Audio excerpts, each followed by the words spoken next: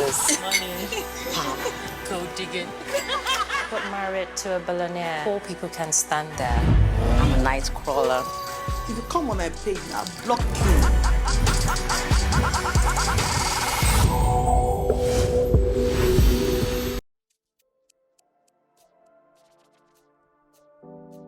Hello beautiful people, welcome to another edition of In Olorifab's Opinion, Real Housewives of Lagos edition. This is the video review for episode 10. If you're joining us for the first time, please feel free to scroll down on my page and catch up on past episodes, or you can just search for the series Real Housewives of Lagos video review.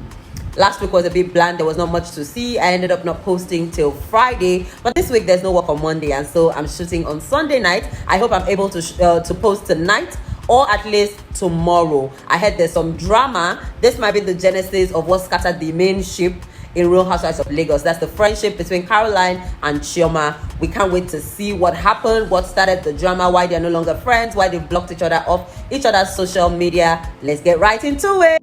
Not Auntie Yabo with the shade of, oh come on, you're not a virgin. So are you trying to tell us that Caroline changes men every market day? Because this one that you're saying, is this still the new man or the ex? We're even all confused now.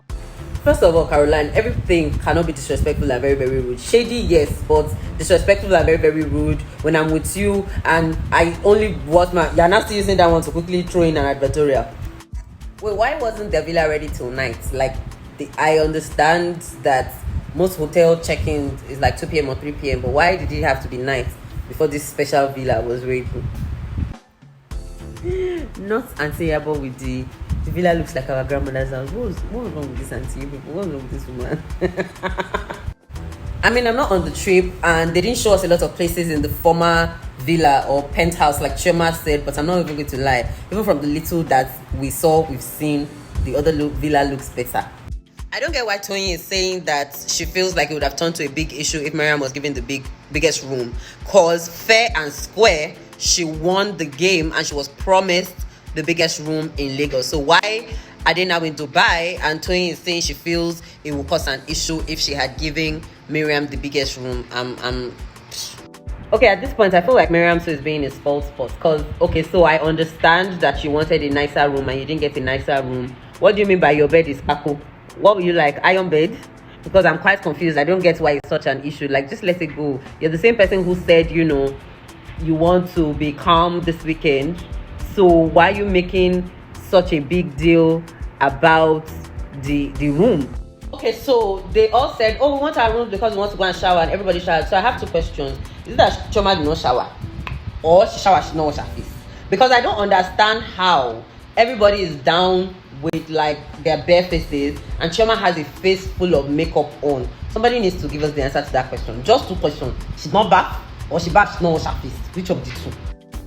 So I'm calling her because I have a lot of advertising. So one night that I just got to Dubai to join people for dinner, this your so-called advertisers, they will die or they will faint. Or you can't let them know that, oh, I'll post tomorrow, I'm in transit, or I'll post tomorrow, I'm on a vacation, that you now have to be the one who will now be a downer. Sorry, it's like I spoke too early because Miriam too is now in dinner with full makeup face. Did they not bath? Or the bath did not wash their face? Or could it been that they bath, wash their face, now sat down and started another makeup to come downstairs to eat? They are not going outside. Can you ever call for? What's the problem on a girl's trip? I need to understand why Laura keeps insisting, oh, they're ignoring her on this trip. I think all the girls decided they picked Caroline's side. You were wrong. People corrected you and you're talking about them picking sides. So even when you mess up, people that are supposed to be your friends should now say, no, because she's my friend, she's correct. Then Billionaire started again. We've not heard Billionaire for like 2 episodes now. She's taking them to Billionaire Club. Bruh, Laura is always bored. Like, why can't you join a dinner conversation? Like, I know I said this, I think last episode or 2 episodes ago, about how worried I was about Laura's mental health because of the way she's acting. But I'm really, really concerned. Like, she has genuine issues. I hope that her family has watched this show or they're watching this show and they will try to have a conversation with her about getting help, because I don't get it. Like, she has a problem. there's obviously something wrong. This at this point is beyond LSC as far as I'm concerned. What did I just say? Why everybody talking about what they're doing for Tony? I need attention. I want attention, guys. I don't understand. What am I watching? What's this week? Why is Laura on this trip? What? No, guys. No. Just say what you want to do for Tony. Like, why do you want to say anything? You now start giving stories and you now scatter all the fun and good energy that is already in the dining room. It's unnecessary. Yeah, Caroline, Benish on the street. I agree with Choma. She's badly behaved. That's Laura. She's badly behaved. She lacks manners and she lacks proper etiquette. I understand that because of her background, she might not be exposed, but there's just the right thing at the right time and the wrong time for the wrong thing. Like, it's just proper etiquette. This is the dinner table. This is not the place, not the time for this type of conversation. Like, you don't always have to be the one bringing negative energy. And if you don't feel like it's negative energy, but you see that every time you bring that energy, it ends up being a problem, then take a step back. You don't always have to bring that energy or always have to talk. Okay, guys, maybe I should calm down a bit. When Laura said, it takes her back to secondary school, I feel like another angle is, it seems she was probably bullied in secondary school, and this is probably her defense mechanism. She just believes that once people disagree with her, they're about to bully her, and then she goes on the defensive. So maybe that's what it is, and that just stares, the emotion that stares from me is pity. Now I think I'm no longer upset or disappointed. I think I just really pity her at this point. Honestly, every minute, every moment she talks, this just reeks of PTSD. This has happened to her before in secondary school, and instead of her taking the lessons from it and trying to be a better adult, she's trying to do the same things and expect that people react differently, and it's just really sad. So Laura, if you didn't mean the apology, you didn't have to apologize. Like, nobody was forcing you to apologize, but don't apologize and then immediately say, but I didn't mean this apology. You didn't have to apologize. You people, Laura, sometimes I want to feel bad for her, but sometimes I'm just like, this girl is mad. So after all the speech from yesterday, and you said you will do better, everybody's in the bus turning up again. You isolate yourself, and you're already saying, if I be the bus is off again. What do you really want out of this life, Laura? Come closer. What do you really want? Tell us. Whisper it till we do it. What do you need? No, Laura, you're not an adult. You're very childish. You're not an adult. Why does Laura think she's in competition with Chioma? They said this trip is not going to be about Laura. It's not going to be about you. So why does she feel that, okay, that means they are saying it's going to be about Chioma? It doesn't have to be about anybody. The trip is about having fun. Like, how hard is it for Laura to understand and grasp these things? I'm confused. Chioma and Caroline did friendship necklace before everything scattered. Hey, Jesus. I'm happy that Tony knows that. But that was a nice surprise. Surprise. Anyway, why must there always be a breakout session? Because I can see that Auntie Yabo and Chioma have already gone somewhere now. They will now start yarning posts that do not concern us. Wait, so Tony's actual pictures with her husband is with him with the mask. Like, we've seen this guy's face before, so I need to understand. I understood the concept of the mask in the beginning because of who he was and the situation around their relationship. But now that we all know who he is, why are you now still covering his face and having all these awkward moments with a masked man? Even you did not recognize him because you thought he was part of the game.